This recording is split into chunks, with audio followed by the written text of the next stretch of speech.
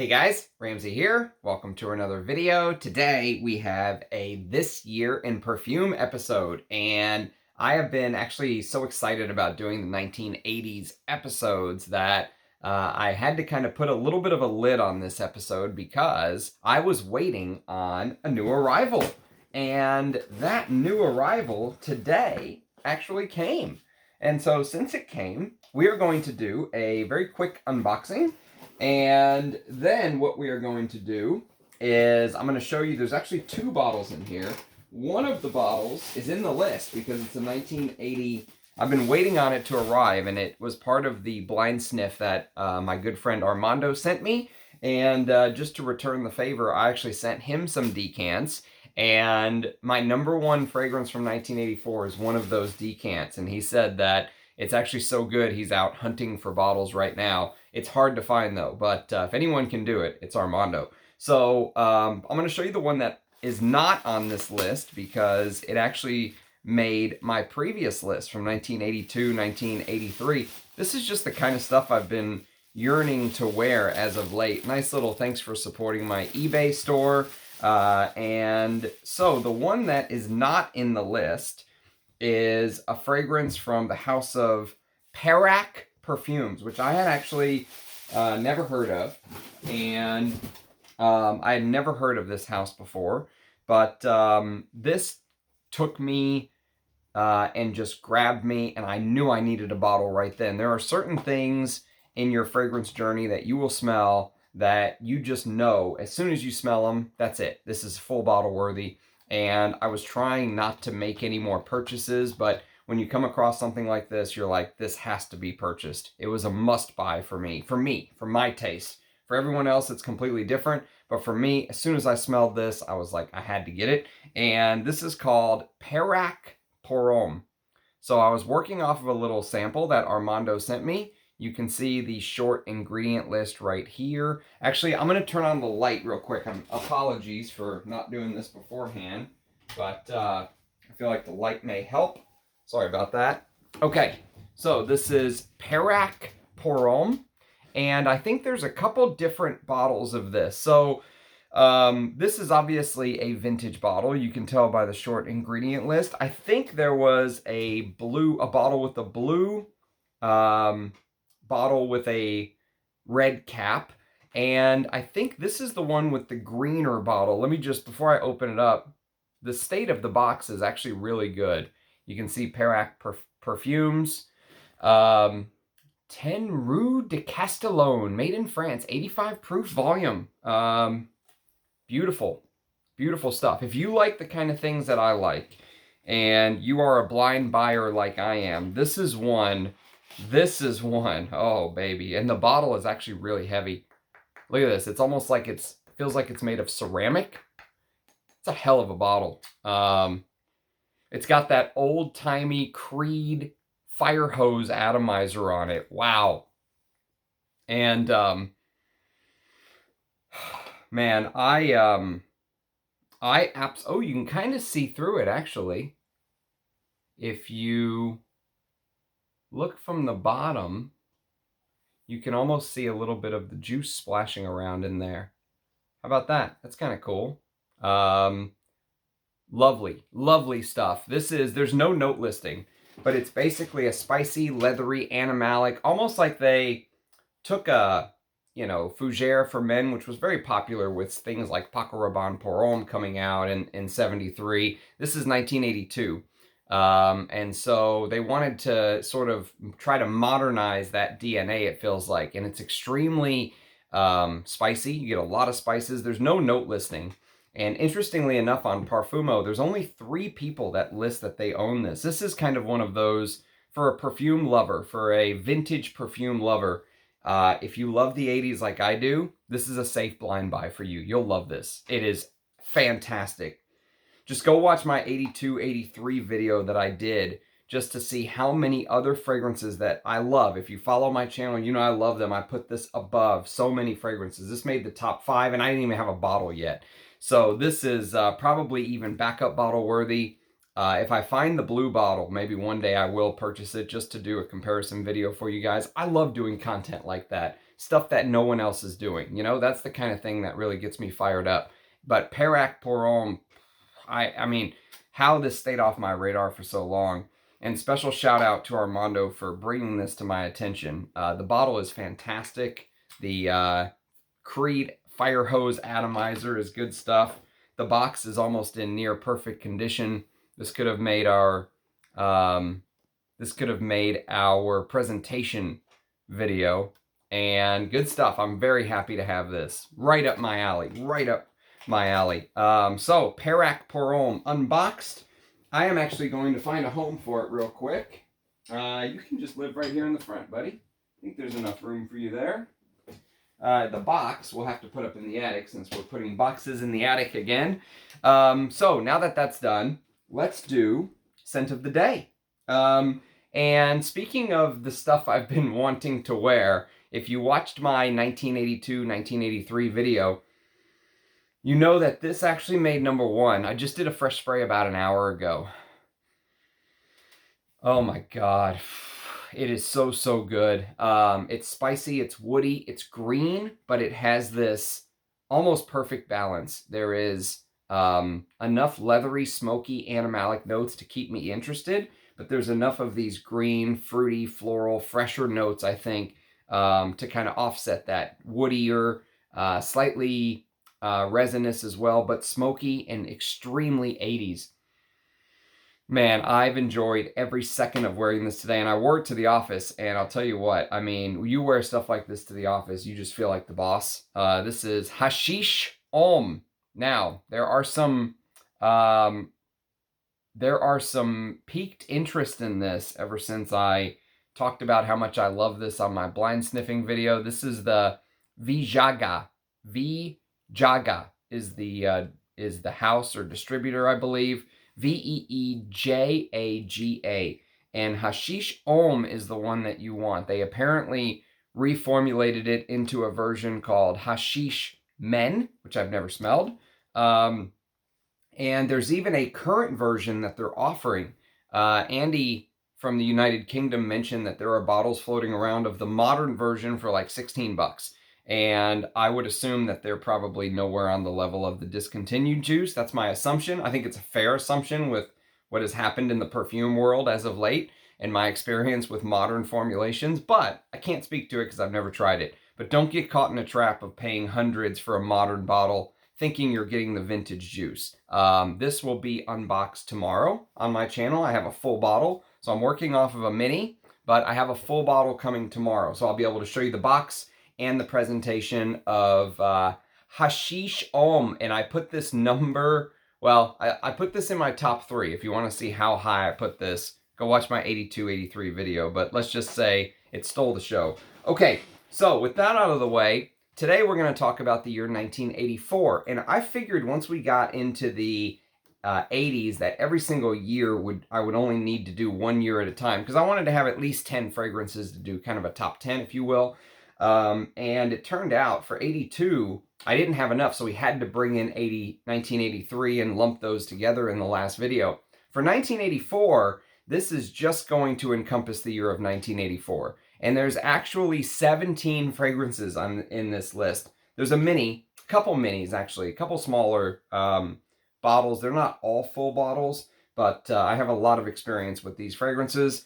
And this is good stuff. This is a really good list. This is the type of content I like putting out. No one's putting this out. No one's putting out this type of content, and it's ranked. So it's going to be ranked based on my least favorite to my favorite wears. Now, a couple things about that. That is a snapshot of my taste right now, and they're based on my personal favorites to wear. So let's say you take a look at number 10 versus number 1. Does not mean number 10 is a worse fragrance than number 1. Doesn't mean number 9 is a worse fragrance than number 2.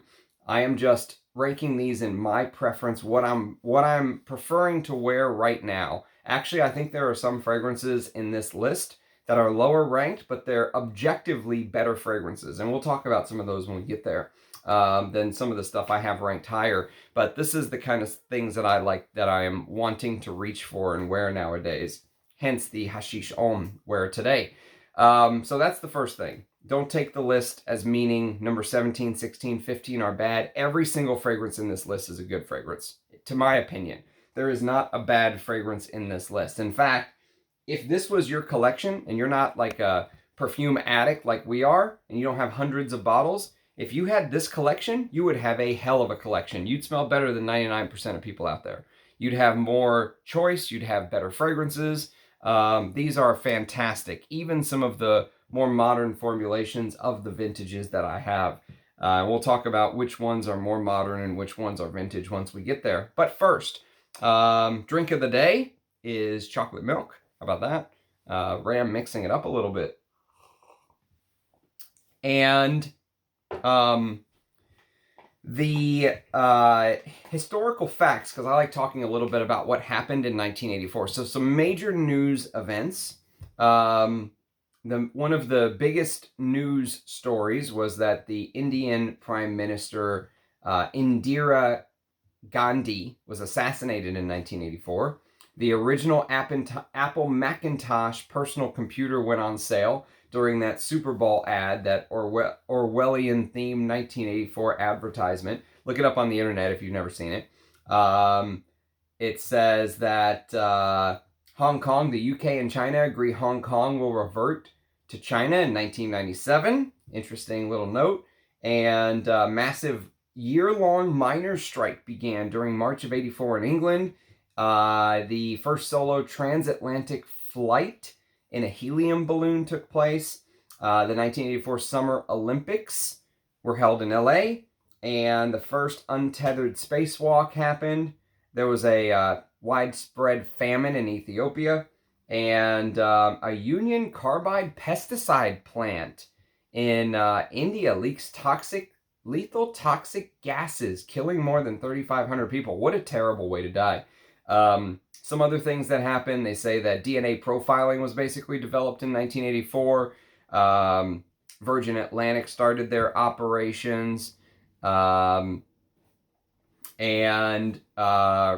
there were apparently 70 banks that failed in the year 1984. There was a little bit of a recession going on. So interesting stuff. I like going through those just to kind of set the tone. You know, you think about when you go watch that, if you go watch that Apple original Super Bowl ad for Apple for the Macintosh, you'll realize just how long ago that, you know, you say 1984, but when you see some of the stuff, you're like, wow, that really was, you know, I was not even born in 1984. This is before my time.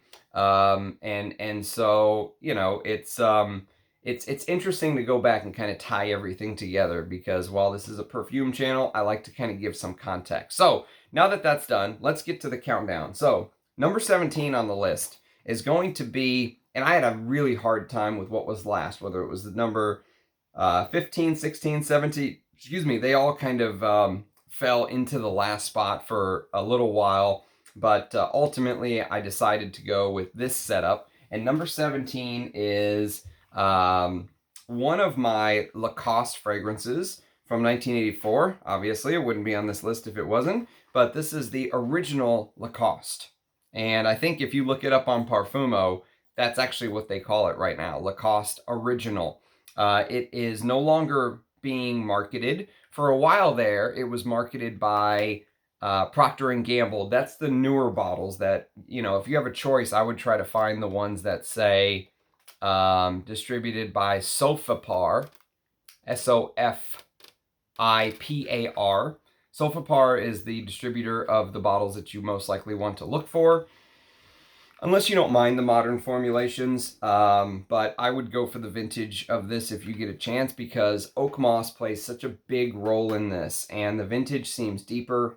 And this is a green country, almost like a country club scent. If I was going to go play tennis or golf or, you know, something like that, squash, or I don't know, one of those country club sports, this is what I would wear. This is a perfect 80-degree, beautiful blue sky day. You're going to play golf scent. It's fresh, it's green, it's got that lavender, it's very professional smelling, and yet very outdoorsy. Bergamot and lime and lemon and clary sage with basil, carnation, galbanum, geranium, jasmine, oak moss, musk, vetiver, cedar, tonka, and amber.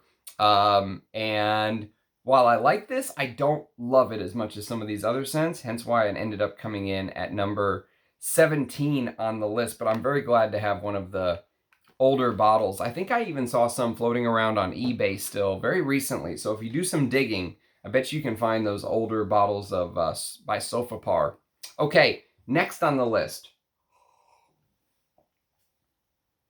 Next on the list is going to be a Versace, and this is one that I actually really want a vintage bottle of. It's on my list. I want a vintage bottle of this scent. I think if I hunted down the vintage, I would like it even more. But you know what? I like this as it is. I think for the, I don't even think I paid 20 bucks for this because it was a tester at a discounter or something like that.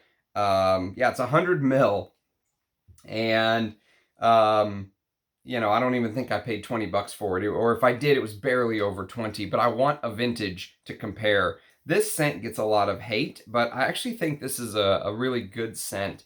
It's spicy, it's woody, but it opens up with this sort of, Chris from Scentland calls it a bathroom-like accord, like this pissy bathroom accord, men's restroom vibe.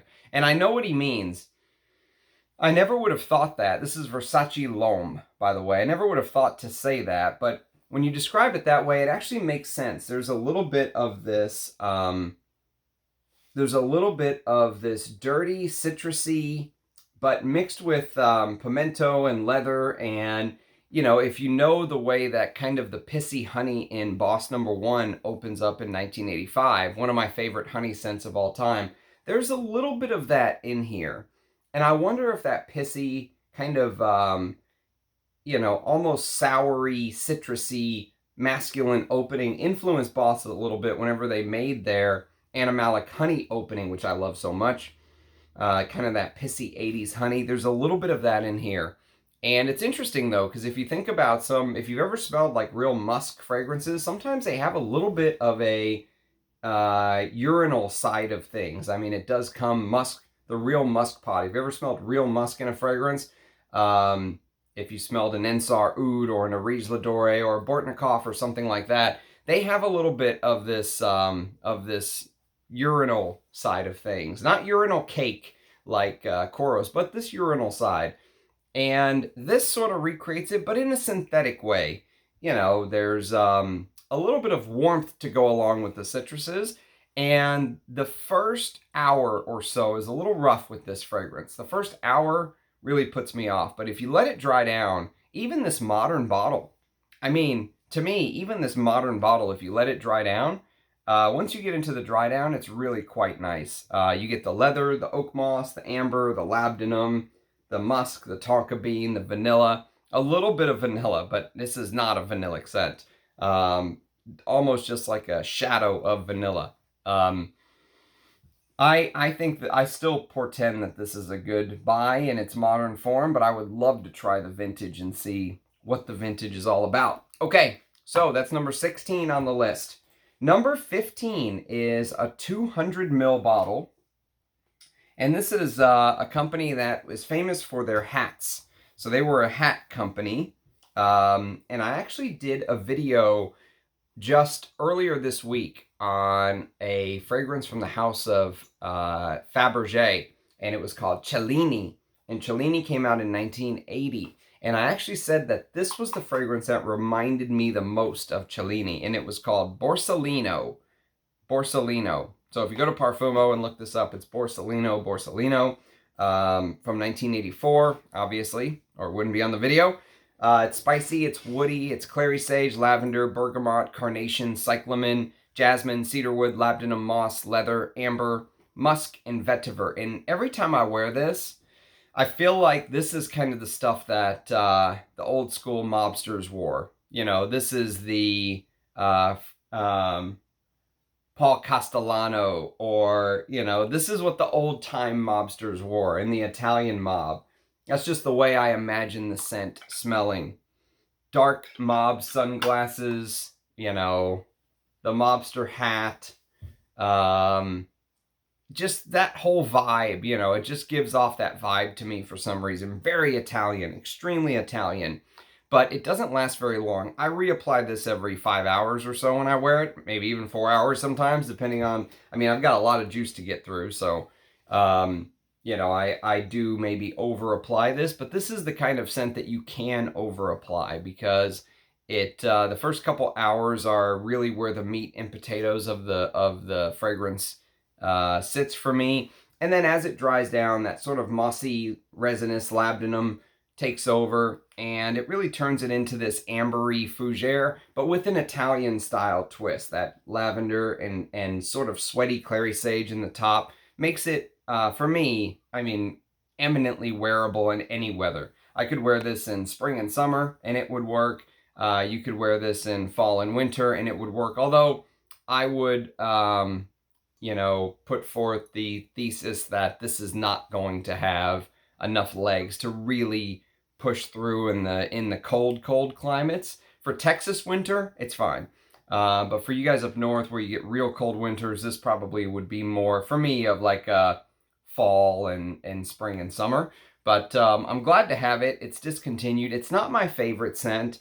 It's actually probably the reason why I would stay away from trying to get a bottle like Cellini. There's just no need for Fabergé Cellini when I have 200 mils of this to go through. But I do think it's a good scent, and for you vintage hunters out there, it's definitely worth a sniff. Okay, next on the list is going to be a fragrance from the house of Dunhill. And this is called Dunhill Edition. And Dunhill Edition came out in 1984, obviously. I'm going to say that every time I feel like. I didn't get much sleep last night, so I'm operating on fumes here. But this is kind of this spicy, fresh, definitely not the best Dunhill fragrance, I'll tell you that. Nowhere near as good as Blend 30, to my mind, but this is still a really good fragrance. I may go for a bottle of this if I can find it at a fair price. If I can get a vintage bottle at a fair price, I may go for a bottle of this. It's mace, bergamot, lavender, and lemon, and it has this spicy freshness to it. If you've ever smelled Rockford by the house of Atkinsons, there's a little bit of Rockford in Dunhill Edition for me. There's this mace note, which is sort of the silky outer lining of the nutmeg. And there's carnation, clary sage, cyclamen, and geranium. And fir, tonka bean, vetiver, and cedarwood. And it does have this sort of, you know, spicy 80s, but with a little bit of freshness, I would say. This is maybe an easier Dunhill fragrance to wear than something like Blend 30, which I actually really prefer. And I wouldn't pay a lot for this, but if I got it for a fair price, I think I would go for it. I don't think it's revolutionary, but I think it's extremely pleasant with that citrus opening and, you know, that floral heart, the rose, cyclamen, carnation, and geranium. And I think it's a good fragrance. I just think that you don't want to overpay. This is not one of those vintages to me that you want to pay $300 for. Absolutely not. You know, if you can find a true vintage bottle for 70, 75 bucks or something like that, I would say it's better than most of the stuff you'll find nowadays. For a collector, I think it's cool going for the vintage, but I think this is not Dunhill's best work. But it is very nice, very nice. And one of the, you know, one of these, actually these are the type of fragrances that are pleasant enough for me that I can wear these during the summer heat in Texas. I have no problem wearing something like Dunhill Edition because it does have a little bit of freshness, but it also has that contrast of like the tonka and the woods and the vetiver base, but the lavender and the kind of sweaty clary sage and stuff keeps it masculine. The kind of stuff I want to wear when I reach for a vintage, but maybe you don't want to wear these in summer. You know what I mean? And these both kind of fill a very similar role. Okay, so that was Dunhill Edition, and I'll do a video on Dunhill Edition one of these days before my mini is completely used up. I've got a decant somewhere floating around. I have not done a video on many of these perfumes yet, as far as just individual videos go. I have talked about a lot of them periodically, but they don't have their own videos on my channel yet, so that is coming. Okay, next on the list, number 13. Number 13 was actually my scent of the day yesterday, and what a scent of the day it was. I really enjoyed wearing this. It's funny because when you read the comments on this scent, it's really split. It's divided. Half the people say it's not worth it. The other half say, oh, it's an absolute masterpiece of its day. It was actually created by Charles of the Ritz, which the vintage versions of like Coros, Charles of the Ritz, or even like this opium bottle is a Charles of the Ritz bottle. And shout out to Cullen for sending this to me, my friend. I wore this to bed the other day. My God. But if you take a look at the bottom, you can see the old Charles of the Ritz used to have this white writing on the bottom of the old bottles, and this stuff is, you can see the 80 proof right here. Absolutely stunning stuff. But this is a Charles of the Ritz, excuse me, opium, and so people pay big money for Charles of the Ritz goods. And yet, I got this for under $25 from Keelan from Sense of South Jersey. Shout out to Keelan for giving me a very, very fair price. And he said this was his father's, and we couldn't tell whether it was the aftershave or the cologne. We're guessing it was the cologne, and it's called Carrington. So Carrington is actually based off of a hit show from the 1980s called Dynasty. And the main characters were Crystal and Blake Carrington. And I think the women's version was called Forever Crystal or Forever Kylie or something. I don't remember. And this one is named after Blake Carrington. And in the 80s, people kind of wanted a taste of the good life. They wanted a taste of Dynasty. And so they bought stuff like this. And, you know, Charles of the Ritz had the know-how to put out a fragrance like this at a budget price. I think back in the 80s, this probably was going for 15 to 20 bucks, which is right around what I paid now anyway, so I got a great deal on it. But, you know, what I think puts people off is that the opening of this is a little weak. And what I mean by that is the opening doesn't show its true colors. This is a fragrance that needs to warm up on your skin. I think Chris from Scentland would really enjoy this because he always says he likes fragrances that you have to, you know, work with your body chemistry and warm up, and you have to wear it on your skin and let it warm up and blend with your body chemistry and temperature. And this did that yesterday for me. When I first sprayed it on, and I've worn this to bed, so I kind of knew what to expect, but yesterday was the first full wear that I gave it. And whenever I sprayed it on at first, I was like, you know, it is a weak opening. I knew it was a weak opening because I've smelled it before and worn it to bed. But you wear it to bed, you wear it a couple hours, and you go to sleep, and you know, you can't really pay attention to the full curve of the fragrance. But yesterday when I got to wear this to bed, yesterday when I got to wear this as my scent of the day, not to bed, I realized just how beautiful the dry down is. Once you get past a couple hours, you start to get these spices, these woody tones that start to kind of come through, and it blends with that heliotrope, vanilla, ambery, musky base. And so imagine you're smelling, you know, the spices in a fragrance like Jacques Bogart for men from 1975, or Paco Rabanne Pour Homme. There's a little bit of that, so imagine that spiciness, right? A little bit of rosemary, a little bit of anise, you know, some vetiver and patchouli and lavender and stuff like that, and probably some other spices not listed. And imagine that you kind of blend those spices in a fougere like quality, but in amber fougere. So you really get a lot of the vanilla and the heliotrope and in the oak moss and all that stuff in the dry down, but yet it stays so masculine. Don't let the vanilla note make you think that this is like this is a true masculine 80s scent, and it's gorgeous, fantastic. Wore it to work, enjoyed every second of it. Stoked with my purchase, loving it. So that's Carrington from 1984, of course. Okay. Next on the list is going to be Another often overlooked fragrance at number 12, and this is from the house of Panouge, a house that gets almost no love in the community. They have some new niche fragrances that I think they maybe sent off to some influencers, because I've seen a couple of the, channels with more subscribers, let's say, the ones that are on the it's safe to send them a free bottle list because they won't say anything bad about it list from the brands.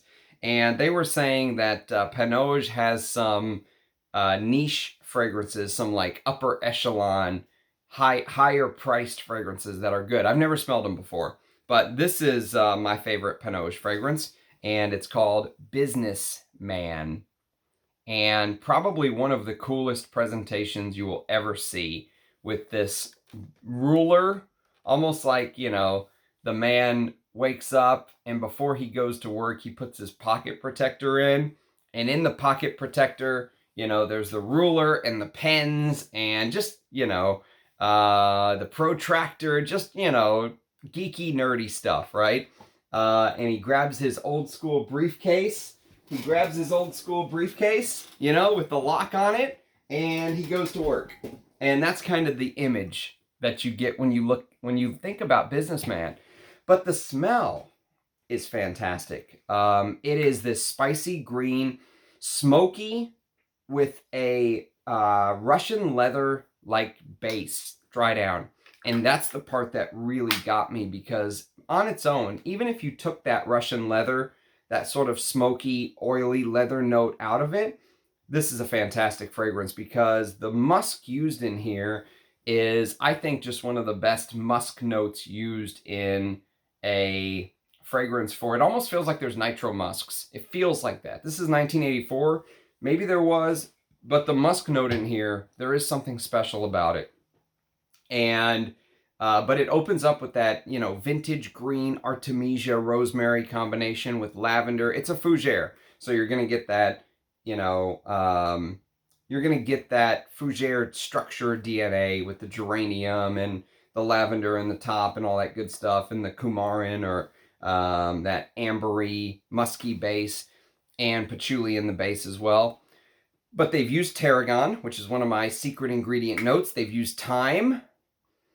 And so when you smell it, you get sort of this classic fougere DNA. But if you like the way that the smoky, oak mossy leather tends to come out in Francesco Smalto Pour Homme, which came out, I think, a year or two after this, this is one to put on the wish list and try. It is not a cheap scent, even though the look of it will almost make you think that this is a drug store bin fragrance. It's not. It's fantastic. It is. It's amazing. It's a pleasure to wear. My only regret is I got the 50 ml. I got this from. This is a fragrance that I got from Le Parfum. Le Parfum actually sold me this one back before their prices went through the roof. So that's Panouge Business Man, and that is at number 12. Number 11. Now, this is the one I really struggled with, because I had this as high as number 5, but I had to end up putting it at 11, because when I really thought about the fragrances I want to wear, the ones I want to reach for, this is something I want to wear before bed. Like, this is something I spray on before bed just to revel in the brilliance of the composition. It's not something that I want to reach for as my scent of the day very often, although maybe I should wear it more, try to force myself to wear it more, because it is an amazing fragrance. And it's a floral chypre. It was created by Dominique Ropillon, which Dominique Ropillon's fragrances, people pay, over $1,000 for the night. And it's funny, because these vintage bottles can still be had sometimes for peanuts, for pennies, for what it's worth. I think that if this was in a Frederick Mall bottle and they marketed this as like this new expensive chypre, people would pay $500 for this without batting an eye. And it feels like it's worth that. Every single ingredient in this fragrance feels like it's of the highest quality. Everything is so high class. It is Ysatis de Givenchy, and probably also one of the most beautiful bottles you'll ever see, with that with that almost precious gem stopper. Oh my God. So if you like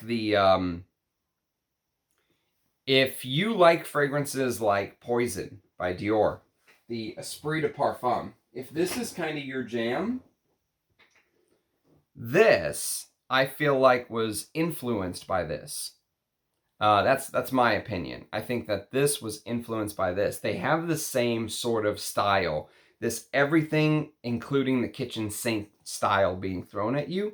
They're big, they're honeyed, they're ambery, and you know, they even though they don't smell exactly the same, they wear the same. This thing wears like an absolute beast. And it's the same thing with Poison.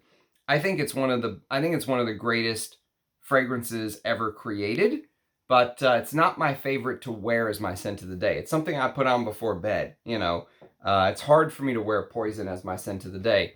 And I feel the same way about Ysatis. That's why it's only at number 11. But this could be number 1 on the list. I mean, as far as like composition quality and just objective, if I just took my taste out of it and said, you know, which one of these is the best fragrances, this could easily compete for the top spot. This is a, dare I say, almost a masterpiece of a Chypre.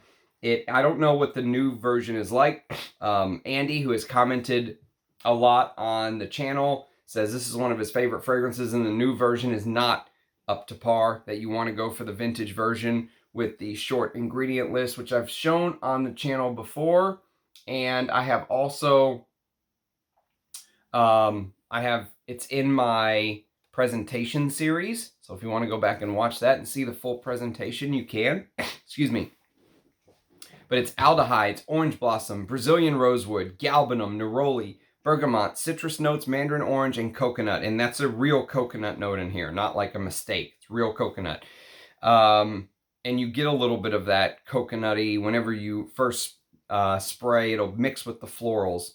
And you get touches of green from the galbanum, resinous green. You get jasmine, narcissus, tuberose, fantastic tuberose. And maybe that's where the comparison comes from, is they both have one of the best tuberose notes I've ever smelled. And they're only 1 year apart, so the style is very similar. Jasmine, narcissus, tuberose, ylang-ylang, Egyptian rose, Florentine iris, honey. The honey just puts it square in the 80s fragrances for women. So imagine things like cocoa, or imagine things like Teatro alla Scala by Cadizia. That's kind of the that's the sandbox this plays in. A base of civet, amber, castoreum clove, musk, oak moss, patchouli, precious wood, sandalwood, vanilla, bay rum, and vetiver.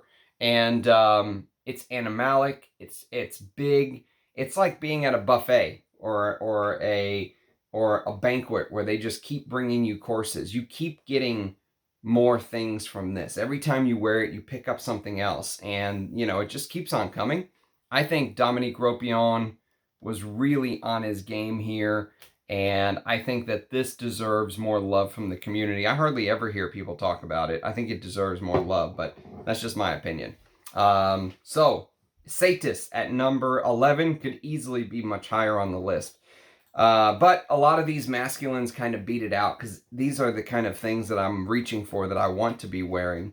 Okay, next on the list is going to be an Aramis fragrance at number 10, and it is the Great Aramis Tuscany per Uomo. So apparently, originally, this was called Etruscan, and I've never smelled Etruscan, so I don't know if there's a difference, but the deep vintage bottles of this were called Etruscan.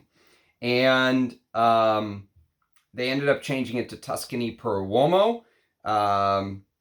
And I think it's a good name. I think it really captures what this fragrance is all about, because I've lumped this into things like Ébène de Balmain before, which came out a year before this. And this basically has this extra hit of one of the most beautiful lemon, lime, bergamot openings. The citrus opening in this is 5-star. And you guys know it's not my thing. I do not care as much for citrus fragrances. what really saves this is not just a citrus fragrance. It's got anise and caraway, orange blossom and tarragon in the heart. It's got patchouli, basil, cinnamon, leather, sandalwood, tonka, and oak moss. And in the vintage, which the older bottles of this have the star on the bottom, and they say Tuscany here, kind of, you can tell, and it has this black thing. The newer bottles is the stock Aramis bottle, which looks like this. I'll show you what the stock bottle looks like. This is the stock Aramis bottle that you'll find it in now, and that's the older, so you can kind of see there's no name on the side, there's no star on the bottom, but that's a way that you can kind of tell the older bottles. You can also tell by the atomizer. So if you take a look, this is the more modern silver atomizer, and this is the older style atomizer that they used. And the vintage has more of a leathery sort of dry down. The leather is much deeper in this. I have smelled the new version. I don't have any, I don't think. I've smelled it at a shop, and it's still quite nice, but it just feels like it's missing that extra oomph. You know, if you can't find the deep vintage, go for the modern. It's perfectly fine. But with rumors of the Gentleman's Collection by Aramis being discontinued, if you're really into this, it might be time to go for the vintage if you find a decent deal. Okay, next on the list, number 9. That was number 10. Number 9, we've got a fragrance that really blew me away. And it's a house I want to try more from. My brother from another mother, Rich Mitch, he unboxed a fragrance from this house called Revillon Pour Homme. I think that's how you pronounce it. Revillon, because I don't think it's not Revlon. It looks like Revlon, but it's written differently than the way that the modern Revlon house writes its name. And this is called French Line. And so if you actually look, here's how they write the name of the house, Revillon. And maybe it's pronounced Revlon, just like the modern Revlon, but the modern Revlon is Revlon. So I'm not really sure what the deal with this name is. I'm not sure if it's just a completely different company, has nothing to do with Revlon or what. But this brand, however you want to pronounce it, put out this fragrance in 1984 called French Line. And the advertisement is very interesting because it's like a beautiful ship in the background, which, you know, looks very similar to the Titanic. In fact, it may even be the Titanic in the background. Although using the Titanic in a perfume ad might seem a little strange. But the little tagline says, Pour Homme, I believe going from French to English is something like a fragrance for grand travels, is my guess. And it is, I think, extremely underrated. I got this 125 ml for like $55 or $60 or something. For that price, it's probably worth actually double or even triple that. Although price is very subjective, because 50 or 60 bucks could be a lot of money for somebody, and you know, paying triple that could not be a lot of money for others. So price is subjective, but when you compare it to what else is out there, the price that I got on this is an absolute steal for what you get back in the fragrance. So it opens up very green and spicy. It has that 80s old school carnation accord with jasmine and caraway and orris and rose, but you get a lot of this animalic, leathery castoreum in the base of this, and that's what really surprised me. It's actually why I took a shot at this blind, because I saw the castoreum in the base with the leather, and I said, you know what, I'll give it a shot. It did not disappoint. Yes, it's spicy. Yes, it's woody. There's this woody undertone to it. The patchouli comes across feeling very woody in this scent somehow, but you'll pick up that leathery undertone, almost like a more modernized take on something like Jules by Dior, you know, something like that. It's got this green sort of top with that floral heart. There's also orris in here. And so I've said it before that iris and leather is one of my favorite combinations ever. This is orris root with leather and the old school vintage castoreum. Fantastic stuff. And the castoreum is properly dosed. I wore this to work, no problems at all. It was beautiful. It is animalic and a little challenging, but fantastic stuff. Okay, now we're gonna get to the second unboxing part. This I'm putting at number 8. I've had a chance to test it a couple times from the sample that Armando sent me, and it was good enough. I ended up buying a full bottle. I think it's one of the best celebrity fragrances money can buy, and this competes with something like Pavarotti as far as best celebrity fragrances go. I have to spend more time with it. Maybe that'll make a hell of a video one day. Best celebrity fragrances of all time. But this is called Trintignant pour Homme. Trintignant pour Homme. And so this is 100 ml. And Trintignant pour Homme, Jean-Louis Trintignant, who has a very interesting story. So his backstory is that he was a performer who starred in films opposite of Brigitte Bardot in Roger Vadim's And God Created Woman. And so he was an actor, obviously. And, you know, it's a very interesting fragrance because if you look at the note listing, so if you go to Parfumo and type this in, there is one note listed, and that is musk. And I think that that is a very coy note listing that they're playing. Do I even see a... there's... I guess that's the... Is there a ingredient list? I'm looking. I don't really see it. Let's see. Let me open this up. Look at the condition the box is in, though. Almost like brand new. Even the corners are sharp. Beautiful. So, this...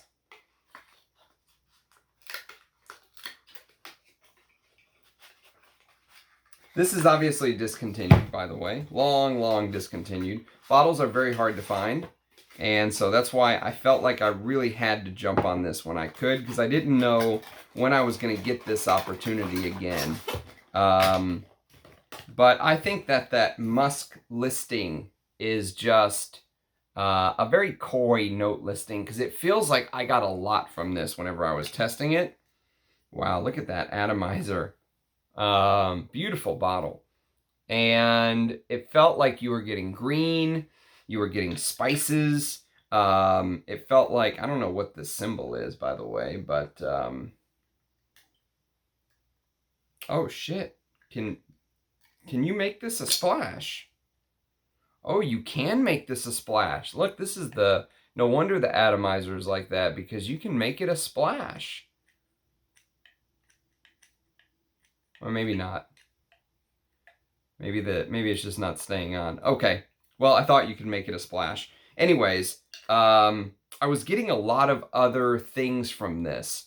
So, I think there's a much larger note listing at play. It comes across as very spicy and earthy and almost, you know...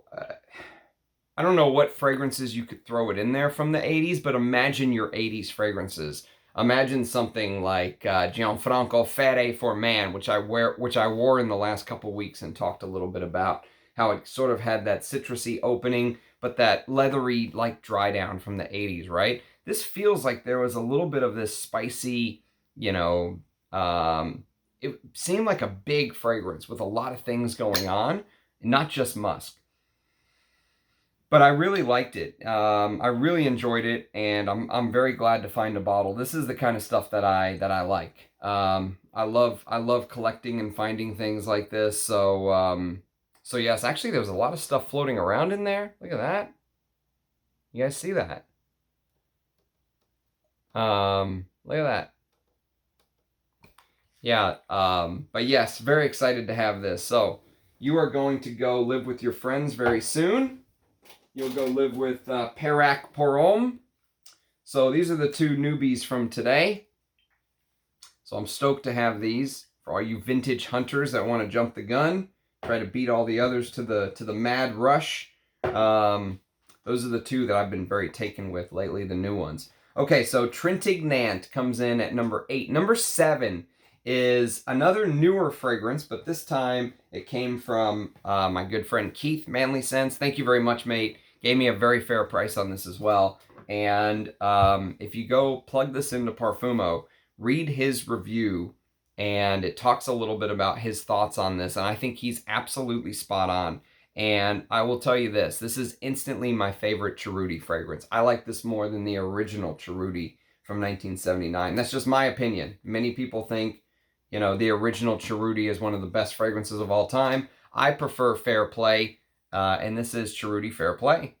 And so this is a flanker, I believe, of the original Cerruti, and it's bergamot, lime, lavender, lemon, and mandarin orange, with basil, carnation, geranium, and pine, with amber, cedar, leather, moss, tonka bean, and vanilla. And Keith said that he thinks that this is influential in how YSL Jazz was created, which apparently Jazz was a little bit of a flop.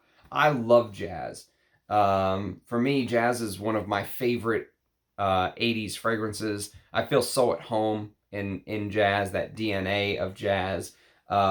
This one may not last that long, 5 or 6 hours, but wow, what a fragrance it is. And if you're a vintage hunter, I'll tell you what, this is one I can give the thumbs up on as well. I was a little worried because no one talks about this. It's one of these that just kind of gets overlooked. But yes, it's fantastic. I love this. Instant love for me. You know, and you can see this being kind of the father, the grandfather of the fragrances from the late 80s, early 90s that I so fell in love with. Even a year or two later, you can see things like Zino, Davidoff coming out. You can see Aigner's Fair Play coming out a year after Zino. You can see Heritage. You can see Escada Pour-Homme. You know, you can see those fragrances, and this is almost like the grandfather of them. This is what kick-started it. Fair Play from '84. Very interesting fragrance. Very, very interesting. Big fan. Okay, next on the list is, I think, an underrated, more of a hidden gem than a unicorn, I would say, because even up until when I looked just the other day, there's bottles of this stuff floating around for 25 bucks. At least in the United States there is. And so at number 6, this is Wall Street by Victor. So, Victor put these out in a couple different versions, I think. I don't think it matters what version you get, because I don't think this lasted, you know, I don't think this lasted very long on the market. It is discontinued, of course. And so Wall Street, let me pull up the note listing just so I can talk about it. But in a nutshell, just kind of the way it makes me feel, imagine you are driving in a car in the 80s and you have like one of those car phones. Imagine you get to your office and you go to your desk and you have a mahogany desk, and the boardroom where you meet is not a modern conference room like, you know, companies have now, where everything is clean, and the boardroom back then smelled of cigarettes and cigars and, you know, Polo Green. There's a little bit of that green pine from Polo Green, right? You get a little bit of that pine in Wall Street here. And it opens up kind of very spicy and green with vintage Artemisia, which you're used to smelling in masculine fragrances, and basil. And those two green notes kind of play off of each other with the pine and pine needles into the dry down. And then, of course, to top it off, there's this leathery. So you're sitting in this old, beautiful leather chair. Not the stuff you can just go buy at Sam's Club now, but, you know, this old leather chair that some American manufacturer, before, of course, we kicked them all out and sent everything overseas to China just to save a couple bucks, right? Some family business that's been around for 100 years made this leather chair for you to sit in, and you can smell the quality of the leather. It's not a cheap IKEA chair, right? You're sitting in a beautiful leather captain seat with oak moss in the base and amber and old school carnation as well. Beautiful perfume. Oh, it's so good. So underrated too. Again, hidden gem, I would say. Even with the fact I've been talking about this, I would think $25 of this would fly off the shelf. You know, for 25 bucks, I mean, you can't buy a fragrance of this quality for $25. So yes, Victor's Wall Street is absolutely fantastic. Number 5. All right, top 5, as Mark would say, dead or alive. Top 5. This is actually Jean-Marc Sinan, and this is called Version Originale. Now, this is a very interesting fragrance. There was a Fragrantica article that just got put out on this probably a week ago, and in that article, they talk a little bit about the man himself, Jean-Marc Sinan. And the reason why this fragrance is so hard to find in this form, so the vintage form has this gold right here around it. They released some bottles a couple years after the original release that was black all around. But this fragrance was discontinued in about 6 years of coming out. So by 1990 or 1991, I believe they said, that's it. It was gone. It was discontinued because the designer, Jean-Marc Sinan, basically had a little bit of a mental, I don't want to say breakdown, but he had a little bit of a mental switch in his thinking. He no longer wanted to be a designer that competed with Dior and Chanel and stuff like that. He wanted to go be an artist and paint. And to prove how serious he was about that, he decided he was going to make it his life's mission at the time to round up every single bottle of this that he could find and bulldoze it, bury it, destroy it. And so that's exactly what he did. He bought back as much stock as he could and went to destroy it. And he did destroy it. So the bottles that remain, the few bottles that remain, are the ones that either were just sitting on people's shelves that he couldn't, of course, get back, but this, oh my God. This is one of my favorite lavenders of all time. Instantly one of my favorite lavenders of all time. It's almost like being in a lavender field when a thunderstorm is rolling through. The pepper, the peppery musk, there is a floral heart to this as well. So there's some heft to it. You know, there's rose and carnation and jasmine, but man, that lavender with kind of this musky, peppery, woody feeling, it's kind of stormy. It's deep and it's stormy, and it has this, you know, it almost feels like, you know how I said the designer, Jean-Marc Sinan, had this sort of change of heart, like a storm was breaking in his heart, and he felt like he had to go a different direction with his life, right? That's what your thought, or my thought, imagines that the person standing in the lavender field while the thunderstorm is rolling in is thinking. He's evaluating his life. What should he do? Thinking about things. I think it's the thinking man's fragrance. It's fantastic. Jean-Marc Sinan's Version Originale. Very underrated. Very few people talk about this. We've talked about some serious, what I would call hidden gems today. I hope this is a reference video, and I hope this really helps the vintage hunters in the future. There's still more to come. There's 4 more to come. And they're all good. They're all discontinued. And they're all worth hunting down, I'll tell you that. So, number 4, and this is a very hard, you know, these top 4 were hard to place, because this could easily be number 1. I love this stuff. I adore this stuff. The more that I've had it, the more I've had a chance to wear it, the more I've loved it too. This is from the house of Bally of Switzerland. It's the only Bally of Switzerland fragrance that I know of. And this is called Bali Masculine in this, almost like this marble looking bottle. Beautiful bottle, stunning bottle. And the fragrance is no less stunning. It is fantastic. Oh my God. So I think this is probably built on a fougere structure. That's my guess, is there's this fougere-like accord. But when you first spray, you almost get this, or I get this woody, resinous, leathery thing that kind of hits you. And you'll almost be reminded a little bit of like the woody leather combination in Bel Ami. But as it dries, it brings on more and more of this, of what I would consider this fougere DNA. Like, it feels like you're getting the lavender and the green notes and, you know, all the stuff you would imagine. Oak moss, and it has that slightly soapy feel of a modern, you know, vintage fougere from that time, from that era. You know, many of the fougères from back in the day had this slight soapy quality. Paco Rabanne Pour Homme kind of started that, in many of the fougères, you know, kind of picked the ball up and ran with it. And, you know, I think there's probably a Nice, which was very popular from that time period because of Azzaro Pour Homme. Azzaro Pour Homme kind of introduced that anise note to the, well, it didn't introduce it, but it really popularized it.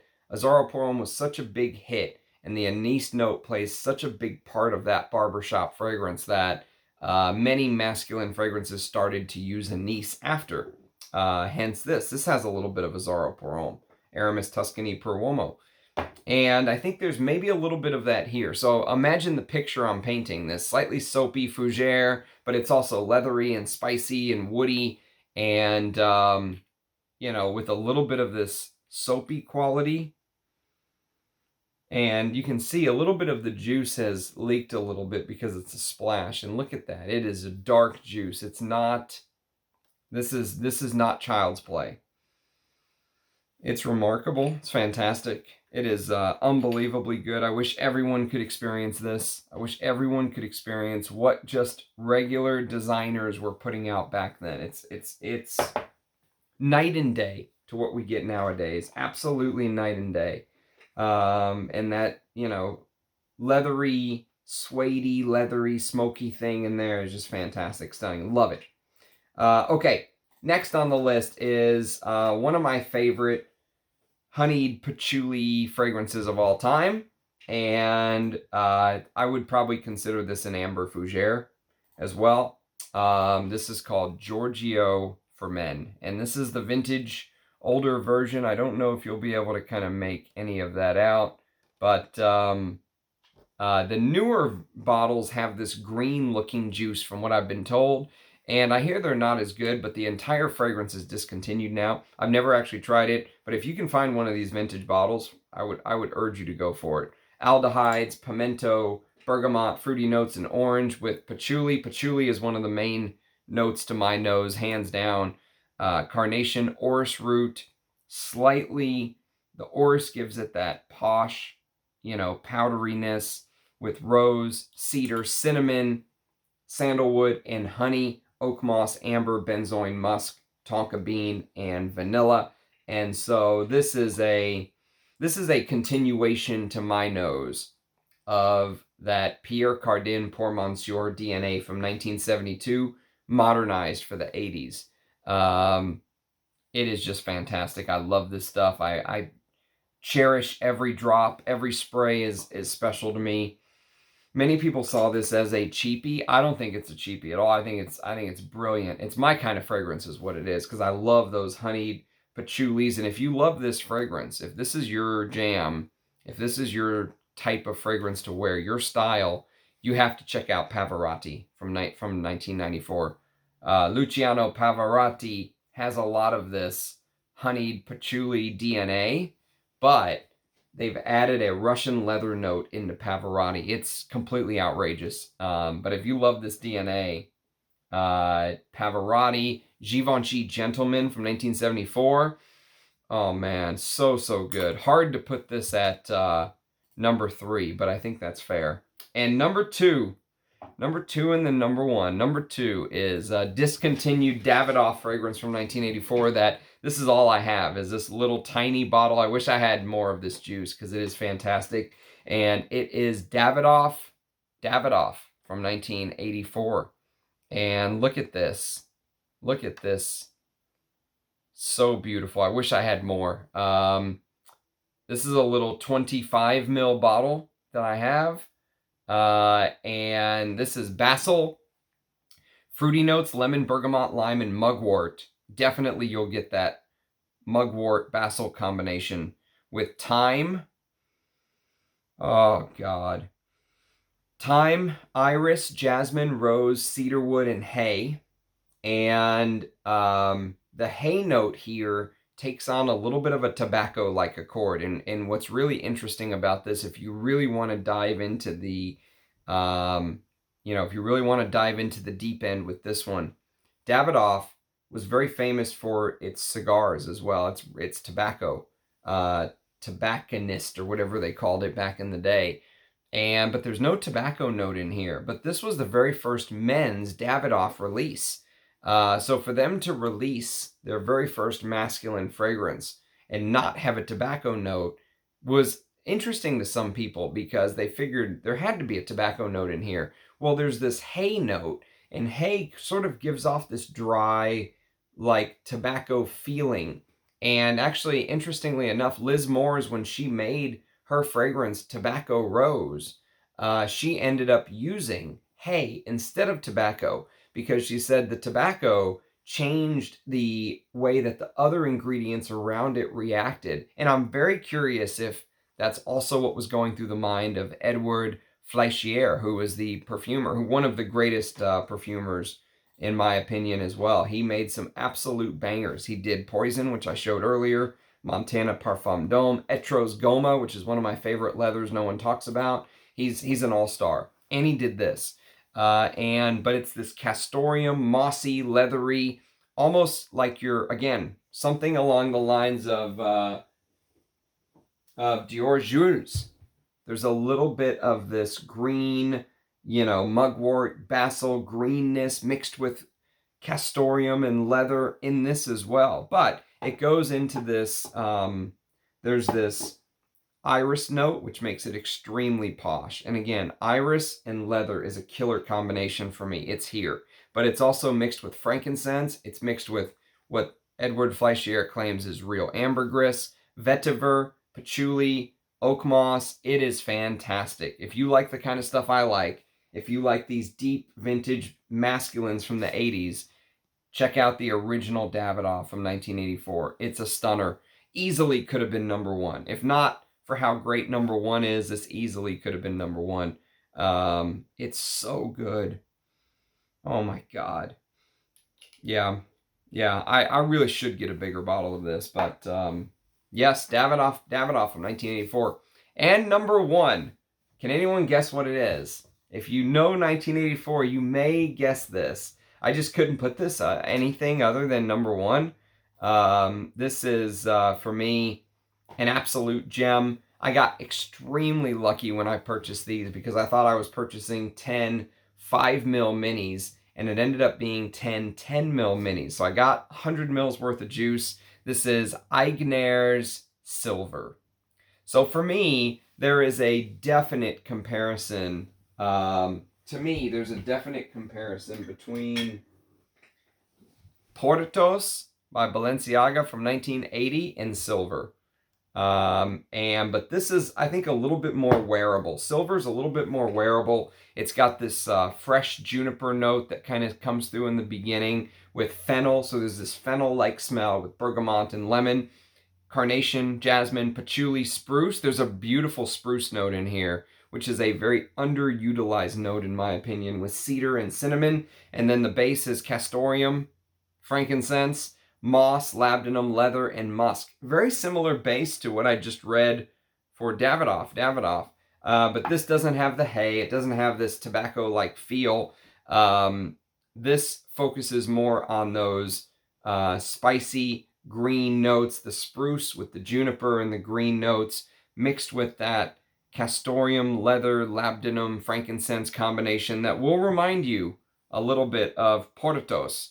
It is fantastic. I think that,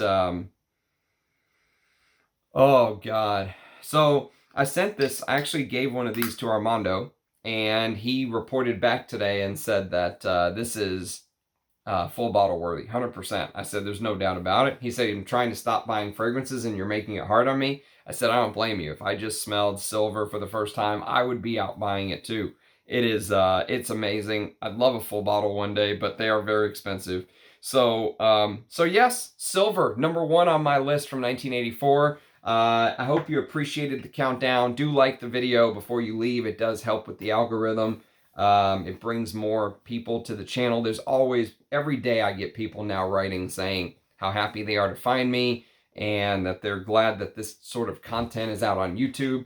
And, you know, those are the people I want to reach out to, the real fragrance heads. The folks that love fragrance and are as passionate about fragrance as we are. And there's a lot of people out there like that still to find, to touch, to reach out to. So let me know what your favorites are from 1984. Thanks for watching, everybody. Do leave a comment. I love reading your comments. I try to respond to every single one.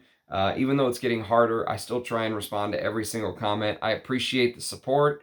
Appreciate you guys watching, and I'll hopefully see you next time. Cheers. Bye, guys.